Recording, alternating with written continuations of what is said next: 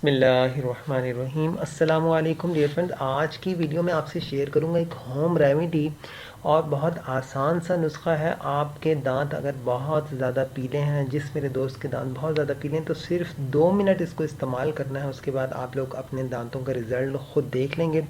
और ये चीज़ें नहायत ही आसान हैं, घर में मौजूद होती हैं। करना क्या आप लोगों ने, ये देख रहे हैं आप लोग, अदरक का इतना सा पीस टुकड़ा ले लेना है और इसको जो आप लोगों ने बिल्कुल ग्राइंड कर लेना है, बिल्कुल बारीक पीस लेना है इसको और इस एक कटोरे में डालें।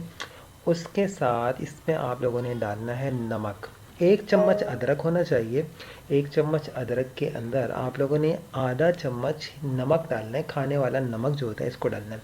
और अच्छी तरह इसको मिक्स करते ना, ताकि नमक जो है अदरक के अंदर बिल्कुल मिक्स हो जाए, जज्ब हो जाए, मतलब डिज़ोल्व हो जाए।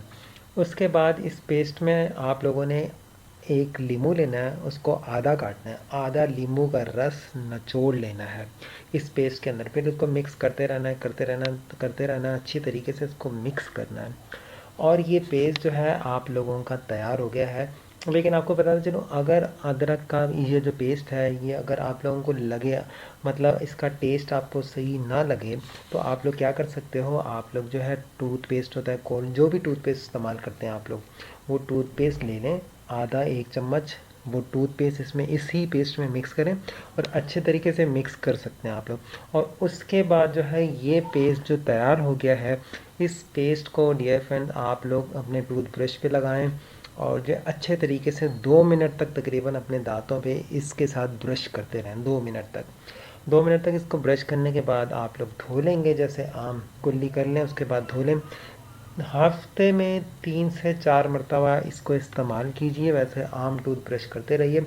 आपके दांत 2 मरतबा ही इस्तेमाल करने पर इंशाल्लाह ऐसे चमकेंगे जैसे आप लोग तस्वीर में देख रहे हैं।